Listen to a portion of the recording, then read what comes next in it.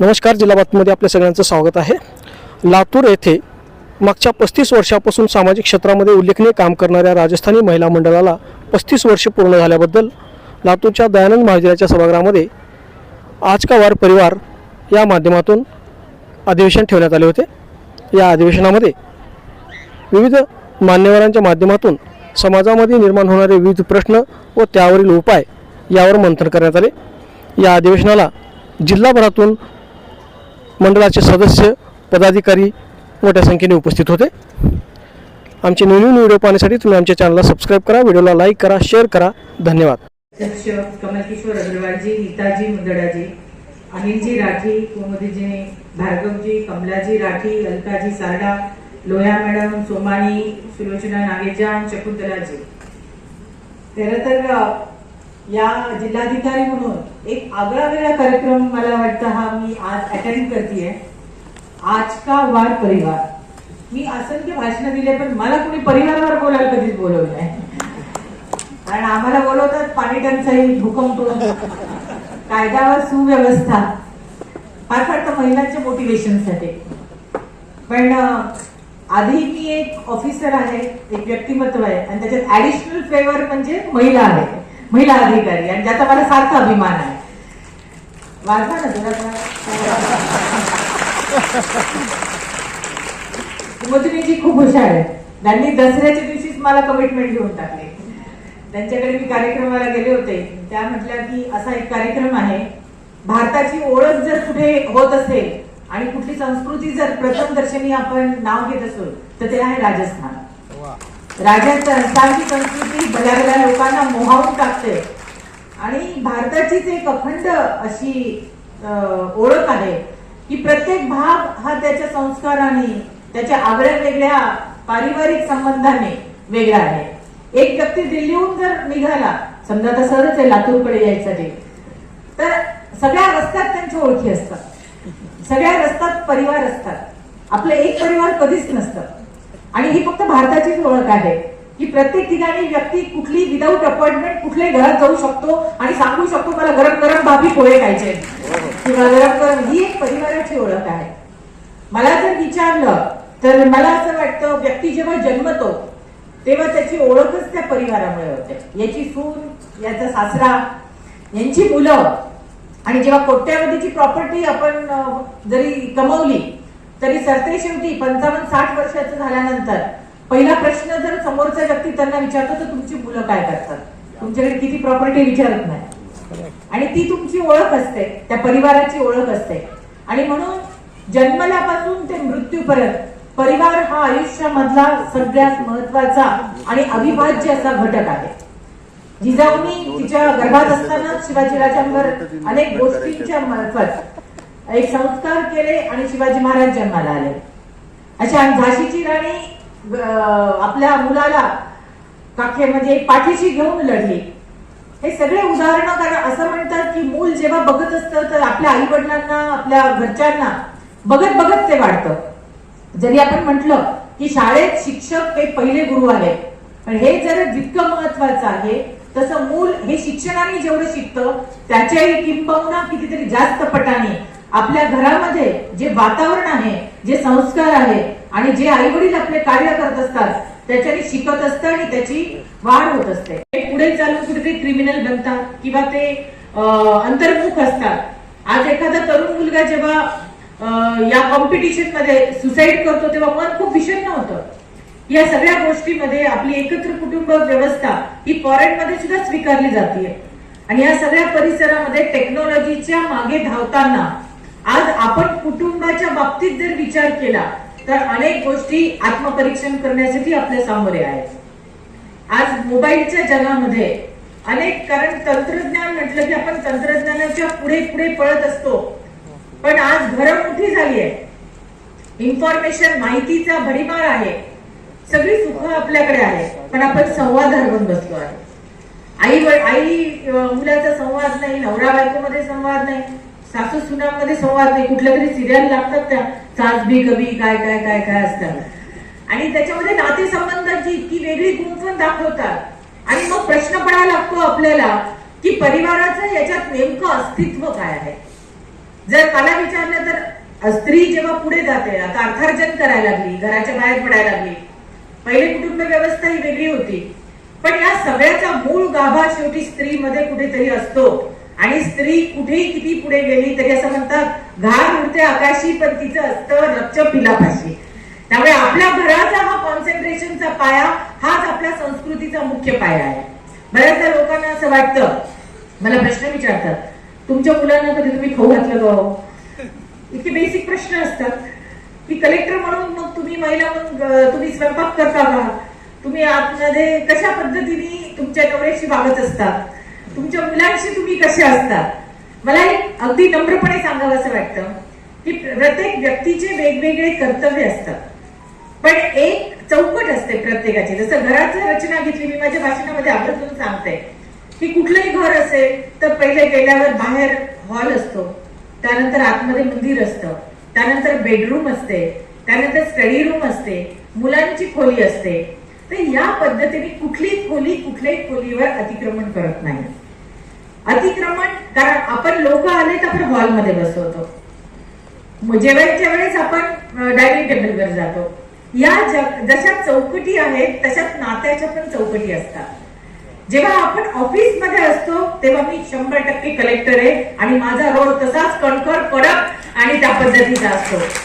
पण मी जेव्हा घराच्या उंबरठ्यामध्ये असते तेव्हा मी कोणाची तरी आई असते, कोणाची तरी पत्नी असते, कोणाची तरी सून असते, आणि ते ओझं आपण घरामध्ये उंबरठ्याच्या आतमध्ये जर घेऊन गेलो नाही तर त्याच्या खोली जशा अतिक्रमण करत नाही तसे नाते कुठल्या कुठल्या गोष्टीवर अतिक्रमण करत नाही.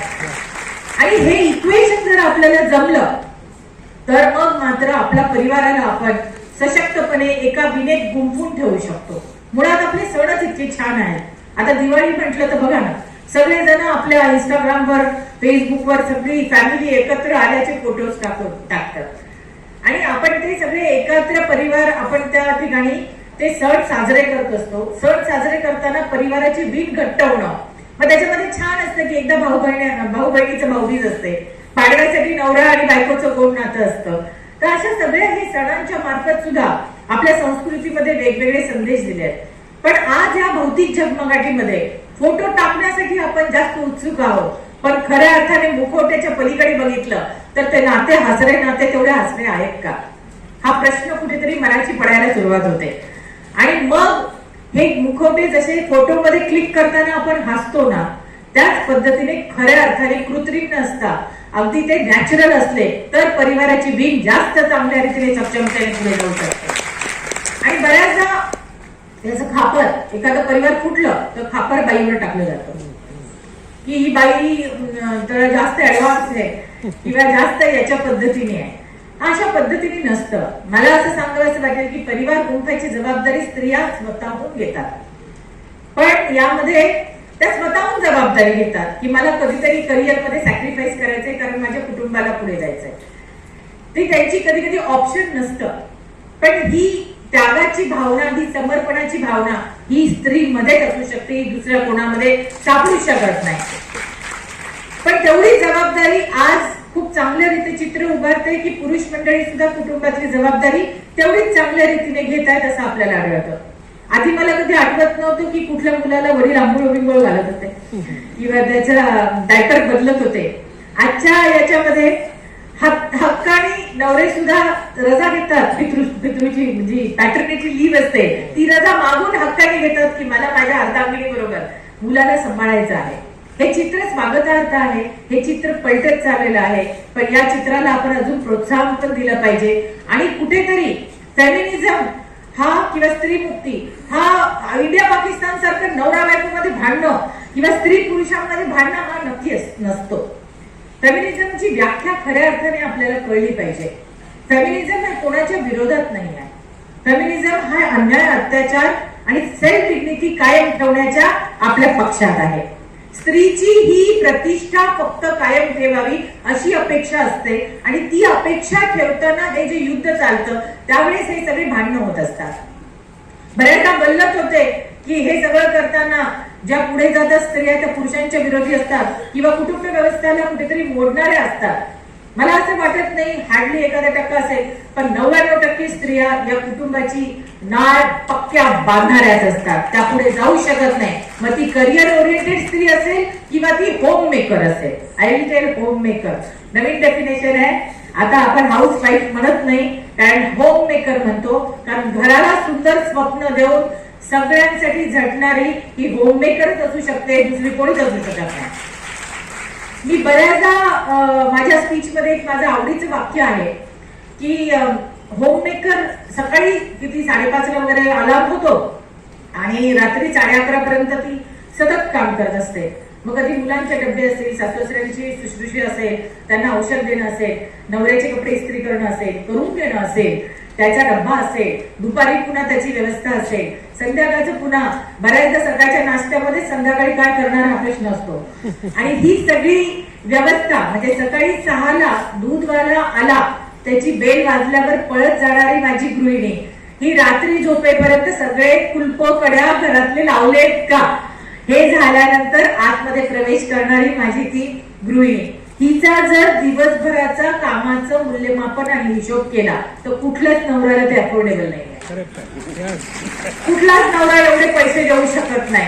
तुम्ही बघा जरा घरी जाऊन, भांडू नका,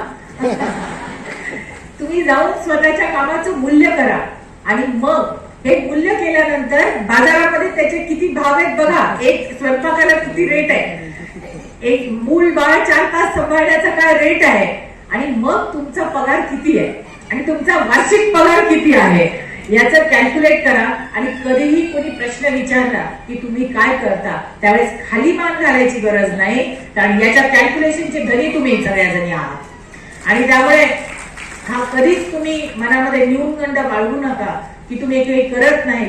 तुम्ही सगळं करतायत म्हणून परिवार आज सक्षम आहे, परिवार आज पुढे चाललाय आणि मुलं सगळ्या परिवाराची प्रगती होतीये, प्रतिष्ठेने त्याची एक ओळख याची समाजामध्ये होतीये. मला फक्त जाता जाता एवढंच सांगावं वाटेल की आज का वार परिवार हा संदेश समाजामध्ये जेव्हा जातो तेव्हा परिवाराची व्याख्या, जसं मी सांगते की आई आणि माता याच्यामध्ये फरक आहे.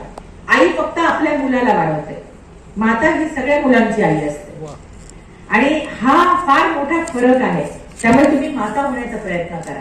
आई तर सगळ्याच होत असतात, नॅचरली होत असतात, आणि माता होण्याचं सौभाग्य हे आपल्याला मिळालं तर आपले परिवार जास्तीत जास्त पुढे जातील आणि आपण खऱ्या अर्थाने आपली ही जी भारतीय संस्कृती आहे कुठेतरी आज आपण बघतोय.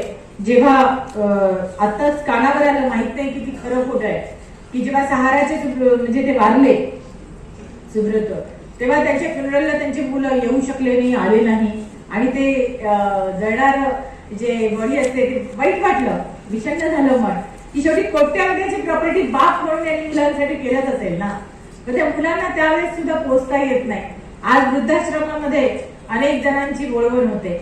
आई वडील म्हातारपणी आम्ही 1, 2, 3 स्कीम केल्या होत्या थोडंसं मायबापासाठी, आणि जेव्हा मी ग्रामीण भागामध्ये फिरत होते तेव्हा खूप वाईट वाटलं की म्हातारी घर जे असतात कुटुंबामध्ये ते कधी कधी अडगळ वाटायला लागते, त्यांच्याशी संवाद साधण्याचा वेळ कोणाकडे नसतो, आणि म्हणून एक सायकोलॉजिकल वेगळे इश्यूज आपल्या सोसायटीमध्ये तयार होत आहेत. म्हणून आज मला एवढंच सांगावंसं वाटेल की जर आपण फॉरेनशी तुलना केली, विदेशातल्या ज्या देश आहेत त्यांच्याकडे सगळ्यात जास्त सायकोलॉजिकल इश्यूज आहेत, सगळ्यात जास्त गोळ्या आणि सगळ्यात जास्त सायकेट्रिकची हे चालते प्रॅक्टिस, पण आपल्याकडे चालत नाही. कारण आपल्याकडे 30-40 नंतर व्यक्ती धार्मिकतेला लागतो, धार्मिकतेमध्ये त्याचं मन गुंतवतो आणि 3-4 तास मंदिरामध्ये किंवा कुठलाही दर्गा असेल, जिथं पण असेल, गुरुद्वारा असेल, तिथं माझ्या महिला या ठिकाणी जायला लागतात. आणि म्हणून स्पिरिच्युअल बळ जे आहे हे त्यांना कुठेही डिप्रेशन किंवा इतरत्र भटकू देत नाहीत. आणि ही आपली शक्ती आहे, ही जी स्पिरिच्युअलिटी आहे ही आपली मुळात शक्ती आहे, आणि ती जर शक्ती आपण आपल्या कुटुंबामध्ये कायम ठेवली तर बऱ्याचदा जेव्हा आई विचारायला येते मला कधी की माझ्या मुलीचा खूप चांगला नंबर लागलाय, 12वी नंतर तिला पुण्याला पाठवू का किंवा मुंबईला पाठवू का, मी म्हणते तुमचं मडकं पक्क आहे ना घरातलं संस्काराचं. जर संस्काराचं मडकं पक्क असेल ना तर US ला पण पाठवा, मुलगी वाया जाणार नाही. पण घरातल्या संस्कारामध्ये जर कुठेतरी इकडे तिकडे असेल किंवा बाहेरच्या याच्यामुळे असेल तर तुमच्या घरात सुद्धा ती बिघडू शकते. लोकली सुद्धा ती तुमचं लक्ष असताना सुद्धा बिघडू शकते, मुलगी किंवा मुलगा असतो. या सगळ्या प्रकारची जेव्हा कुटुंब व्यवस्था असेल तर प्रत्येक कुटुंबाचा सदस्य हा तितकाच महत्वाचा असतो आणि जबाबदारी सुद्धा त्याची तितकीच महत्वाची असते. मी घरातल्या मुलांना सांगते की तुमचं काम नाही, तुम्ही पसारा करत जाणं आणि आईने आवडत जाणं, हा न्याय नाही आहे. कुटुंबामध्ये सुद्धा 12 घालूची पद्धती असली पाहिजे. माझे सासरे आता दिवंगत आहेत, पण ते नेहमी म्हणायचे की वर्षा खरंच ऑफिसमध्ये घरी पण ऍडमिनिस्ट्रेशन कर. मी म्हणायचे त्यांना तुम्ही खूप छान पूजा करतात दादा. पूजा त्यांनी मला कधीच करू दिली नाही, ते पहिलेच पूजा करायचे. प्रत्येकाची मुलांची पण सांगितलं असतं की तुम्ही खूप छान हे कप्पा आवडतात, हे सगळं करतात. प्रत्येकाची ओनरशिप असते, सांगण्याची पद्धत असते. आणि जर घरातले प्रत्येक सदस्य आपापली जबाबदारी उचलतील तर महिलांवर मग हा जो कुटुंबाची जी जबाबदारीचं ओझं जे कधी कधी वाटायला लागतं ते वाटत नाही. काळाच्या ओघामध्ये आता सगळ्यात जरी स्मार्ट वुमनच्या याच्यामध्ये आपण पुढे जातोय, पण स्मार्ट वुमनच्या नादामध्ये आपण कोण आहे, आपली सेल्फ डिग्निटी काय आहे आणि आपला परिवार किती महत्वाचा आहे याचा विसर जर पडला नाही तर आधुनिकता आणि आपली जुनी जी परंपरा आहे याचा सुंदर मेळ घालून एक कुटुंब अत्यंत दिमाखामध्ये खूप चांगल्या रीतीने पुढे प्रवास करू शकतो. आणि पुढच्या पिढीला मला असं वाटतं मर्सिडीज दिली नाही तरी चालेल, प्रॉपर्टी इन्व्हेस्ट बँकेमध्ये नसली तरी चालेल, पण संस्कार आपण नक्की दिले पाहिजे. कारण संस्कारच आपल्या खऱ्या अर्थाने त्याला मार्गदर्शक आहेत, दीपस्तंभ आहे. पुन्हा एकदा मी या संकल्पनेचं मनापासून स्वागत करते आणि आपल्या सगळ्यांकडनं अपेक्षा करते राजस्थानी महिला मंडळाकडनं की आपल्याकडनं आपल्या परिवाराची तर व्यवस्थित जडणघडण होईलच, पण माता म्हणून तुम्ही सामाजिक कार्यात सुद्धा हिरिरीने लातूरकर म्हणून पुढे येतील आणि या जिल्ह्याचं सुद्धा नाव तुम्ही रोशन कराल अशी अपेक्षा व्यक्त करते आणि माझे 2 शब्द संपवते. जय हिंद, जय महाराष्ट्र. मी सुलोचना नोगजा, राजस्थानी महिला मंडळाची संस्थापक सचिव आणि सध्या विश्वस्त म्हणून काम करते आहे. गेल्या 35 वर्षापासून सामाजिक क्षेत्रात महिलांचा सर्वांगीण विकास व्हावा या दृष्टिकोनातून हे आमचं मंडळ कार्य करत आहे. विशेषतः राजस्थानी महिलांना एक मंच मिळावं ही सगळ्यात महत्त्वाची बाब होती. शैक्षणिक, सामाजिक शैक्षणिक, सांस्कृतिक, संस्कारविषयक, आरोग्यविषयक अनेक क्षेत्रामध्ये हे मंडळ कार्य करतं. महिलांचा सर्वांगीण विकास हाच एकमात्र उद्देश आहे. सांस्कृतिक कार्यक्रम घेताना सुद्धा राष्ट्रीय एकात्मता, हमारे त्योहार हमारी परंपरा अशा पद्धतीचेच विषय आम्ही यामध्ये घेत असतो. आणि विशेष म्हणजे विविध प्रकारचे क्लासेस घेणे, शिबिरं आयोजित करणे, निवासी शिबिरंसुद्धा आम्ही मुलींसाठी आयोजित केलेली आहेत. आरोग्यविषयक शिबिरेसुद्धा दरवर्षी इथं होतात. गरजू मुलांना गणवेश वाटप करतो. गरजू महिलांना शिलाई मशीन, पिको मशीन किंवा व्यवसायासाठी लागणारं जे काही साहित्य ते देतो.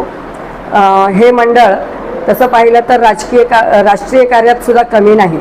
मग पोलिओ पल्सचं काम असेल, कोविड टीकाकरणाचं काम असेल, वृक्ष संवर्धनाचं काम असेल, जलसंवर्धनाचं काम असेल, या सगळ्या कार्यामध्ये मंडळाचं अति यथाशक्ती योगदान कायमचं राहिलेलं आहे. मी सुजाता लोया, राजस्थानी महिला मंडळाचे अध्यक्ष. आजचे अधिवेशनचं नाव आहे आजचा मेरा वार परिवार आणि ते आम्ही ह्या अधिवेशनासाठी श्यामजी जाजू मुख्य वक्ता आहेत आणि त्यांच्यासोबत अनिलजी राठी, नीताजी मुंदडा, कुमुदनीजी भार्गव हे 4ही वक्ते त्यांचं वक्तव्य होणार आहे. आणि एक सोविनियर हे पुस्तक आम्ही ह्याच्यासाठी अधिवेशनासाठी हे करायला आहे. त्या सोविनियर पुस्तकाचं नाव साफल्य आहे. ह्याच्या अगोदरही आम्ही उत्कर्ष, संकल्प असे 2-3 पुस्तकाचं केलेलं आहे, प्रकाशन केलेलं आहे. आणि आपणा गीत आपली रीत ह्या समाजसेवी पुस्तकाचं सुद्धा आम्ही प्रकाशन केलं आहे. आणि आजचं अधिवेशन सगळ्या युवा युवतीसाठी आहे. मी वर्षा भुतडा, राजस्थानी महिला मंडळाची सल्लागार. आजचं अधिवेशन आम्ही आज का वार परिवार या विषयावर घेत आहे. आजचे प्रमुख पाहुणे आमचे दिल्लीहून श्यामजी जाजू येते आणि हा आपल्या परिवारासाठी एक खूप मोठा मंडळाचा अधिवेशन आहे.